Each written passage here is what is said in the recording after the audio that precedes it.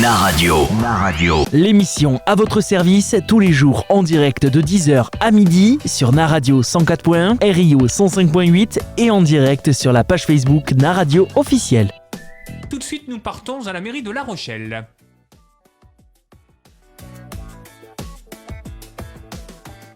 Jean-François Fontaine, le maire de La Rochelle.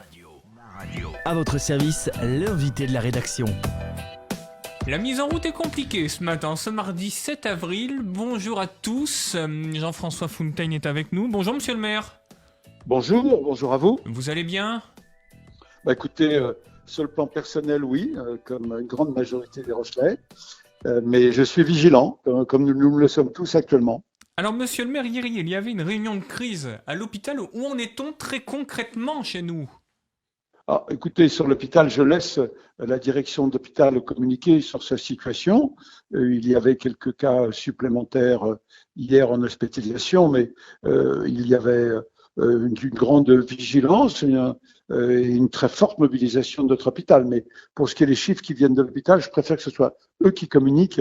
Je ne suis pas habilité à parler en leur nom. Benjamin. Oui, ils ont communiqué en tout cas sur la situation hier. Le service de réanimation de l'hôpital qui comptait 19 patients, dont 13 atteints du coronavirus.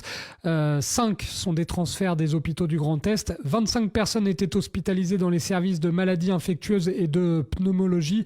À noter par ailleurs que le centre de consultation dédié au Covid-19 qui était envisagé, on en avait parlé Nicolas sur Naradio, à Saint-Martin-de-Ré n'a pas ouvert. Donc c'est plutôt bon signe. Ça veut dire que l'épidémie reste gérable sur le territoire rhété malgré les craintes liées à l'arrivée des Parisiens notamment. On parle éventuellement d'un groupe hospitalier La Rochelle-Rochefort qui envisage et commence à travailler sur une sortie de crise. C'est plutôt optimiste, Jean-François Fontaine. Oui, mais attention, restons prudents. Ils sont actuellement pleinement mobilisés. On ne sait pas si une vague va arriver. C'est vrai que l'hôpital de La Rochelle et celui de Rochefort sont moins en tension que d'autres hôpitaux en région parisienne, mais on est plutôt encore dans une phase de vigilance. La page est loin d'être tournée. Donc moi, j'ai ressenti lors de la réunion de l'hôpital, je dirais, une très grande mobilisation, une adaptation de l'hôpital à la situation. Je pense que le terme de sortie de crise me paraît un petit peu prématuré à cette heure. D'autant qu'hier, on rappelle que la mortalité s'est quand même sérieusement accentuée à l'échelon national quand même. Oui, clairement, Jean-François Fontaine, un petit relâchement observé notamment par Christophe Castaner, le ministre de l'Intérieur. Jean-François. Oui, moi, si vous voulez, à l'échelle Rochelet, je sens une belle mobilisation. Peut-être un petit peu trop de monde sur quelques zones, encore que ça reste modéré. Et je l'évoquais cela avec le préfet hier, quand on circule, parce que quand je me suis rendu au marché, par exemple, je vois quand même une bonne mobilisation des Rochelais et un respect des règles. Et puis, si les règles n'étaient pas suffisamment respectées, dimanche matin, la police nationale est venue vérifier au marché de la Palisse que chacun portait le document nécessaire avec lui, que les distances étaient satisfaisantes. Donc oui, les Rochelais respectent le confinement plutôt bien, mais il y a des contrôles faits à la fois par les services de l'État, mais également par les services municipaux. En Charente-Maritime, on rappelle que le préfet Nicolas Basselier a communiqué en disant hier que ce week-end, les forces de sécurité de la Charente-Maritime ont dressé pas mal de contraventions à des personnes se regroupant en période de confinement pour des apéritifs. Certains ont été verbalisés aussi pour tapage nocturne avec le hashtag, comme on dit sur les réseaux sociaux, « Je reste chez moi ». Donc, petit rappel à l'ordre. Alors, ça ne concerne pas spécialement La Rochelle, puisque Jean-François Fontaine l'a dit, à La Rochelle, c'est plutôt respecté, mais ça concerne la Charente-Maritime. Et d'une manière générale, Jean-François Fontaine, c'est vrai qu'on n'est pas trop à plaindre quand même à La Rochelle parce que on se rend compte qu'il y a quand même une bonne discipline par rapport à d'autres communes du département. On a pu voir à Saint-Jean-d'Angély plusieurs récidivistes qui sortaient sans leurs attestations. À La Rochelle, finalement, on est plutôt bien lotis. À La Rochelle ou à l'île de Ré, bien que au tout début du confinement, on a entendu pas mal de Rétais rouspéter, critiquer le fait qu'il y ait ce déplacement massif de Parisiens notamment. Oui, encore que j'avais hier soir une réunion avec tous mes collègues du conseil municipal et certains de nos collègues ont attiré notre attention sur le fait que des barrières que nous avions mis pour limiter l'accès au parc, et je pense particulièrement au parc Charrier, des Oui. barrières avaient été déplacées. Quand on met également du ruban rouge et blanc pour dire qu'il faut éviter d'utiliser certains équipements sportifs extérieurs, ils sont régulièrement retirés. Voilà, donc il faut de la vigilance. La police municipale circule, les ASVP circulent également en ville. Il faut faire respecter, mais globalement, ça fonctionne, même s'il faut de la vigilance. Je pense au parc et jardin. Et puis, je rappelle que les promenades sur le littoral sont interdites par un arrêté préfectoral qui couvre toute la Charente-Maritime. Et donc, là aussi, il y aura des contrôles sur les gens qui se promènent sur le littoral. Non, on peut sortir de chez soi, on peut faire un tour, on peut emmener son chien si on en a un, mais on doit rester à proximité de chez soi. Jean-François Fontaine, les militaires de l'opération Résilience sont-ils toujours en ville? De l'opération Sentinelle, Sentinelle. j'en ai vu hier circuler encore, effectivement, mais je crois qu'ils ont des missions de nature différente, qui est de lutter contre les attentats, et je les ai vus circuler hier, oui. Merci beaucoup en tout cas, Benjamin, peut-être. Oui, juste pour Jean-François Fontaine, parce que certains nous ont posé la question, certains de nos auditeurs. Jean-François Fontaine, est-ce que vous pouvez un petit peu nous expliquer ceux qui ont aperçu un nouveau service de drive? Alors, rien à voir avec la livraison de nourriture. On a vu notamment du côté de Mireuil, sur le parking de l'espace Bernard Giraudot, un service de drive pour des prélèvements. Alors, ça ne se dirige pas vers les personnes qui veulent spontanément prendre un rendez-vous. Il faut avoir ce rendez-vous et il y a des critères bien précis liés au Covid-19. Ça a été aussi constaté à Rochefort. Est-ce que vous pouvez nous expliquer un petit peu ce service de drive prélèvement? Oui, absolument. Donc, un laboratoire à La Rochelle qui est habilité pour faire des tests sur le Covid-19 nous a dit, voilà, nous avons notre laboratoire qui est à Villeneuve et on voudrait qu'à proximité immédiate de notre laboratoire, avoir un lieu pour faire les tests. Et les tests en drive, c'est-à-dire où on reste dans sa voiture, sont les mieux puisqu'on préserve à la fois le médecin qui fait le prélèvement et on préserve également de tout contact direct humain. Et donc, on a cherché un endroit le plus approprié et c'est le parking qui jouxte la salle Bernard Giraudot qui est apparu à tous le plus approprié. Donc, depuis hier matin, des tests sont faits, c'est déjà commencé, de tests Covid, qui sont faits sur prescription des médecins. Et puis, nous avons sollicité des tests également pour les personnes qui travaillent dans des services de santé, je pense au personnel des CCAS. Donc, oui, des tests se font à La Rochelle, comme à Rochefort, c'est d'ailleurs le même laboratoire qui pilote cela. Et nous avons mis également à disposition le hall d'entrée de la salle Bernard Giraudot pour que les gens qui font ces tests puissent se changer, mettre leur tenue de protection pour la réalisation de ces tests. Je crois que c'est une bonne chose qu'on puisse faire en temps réel des tests à La Rochelle. L'hôpital a son propre dispositif. Ce sont des tests qui sont préparés à La Rochelle, mais réalisés à l'hôpital de Poitiers. Et vous avez bien fait d'insister sur le fait que ce n'était pas un drive classique. Il faut une prescription médicale. Donc inutile de se ruer vers ce centre de dépistage. Soyons très clairs là-dessus, Monsieur Fontaine. Oui, absolument, vous avez raison d'insister. Et pour la situation, je les ai eus hier au téléphone, ça se passait plutôt bien.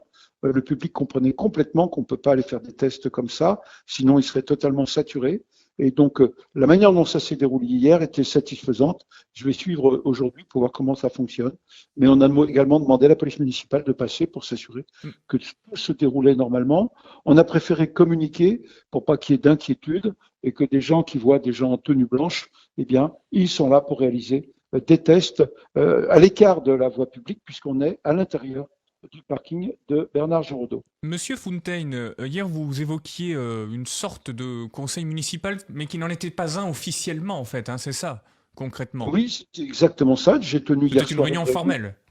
Voilà, avec tous les conseillers municipaux, nous étions tous en visioconférence et nous avons largement balayé pendant 2 heures tous les grands thèmes de la vie municipale, à la fois pour donner de l'information à nos collègues, mais aussi écouter les différentes observations qu'ils ont pu faire. Et donc, c'est un échange extrêmement fructueux. Et ce que je veux souligner, c'est l'état d'esprit.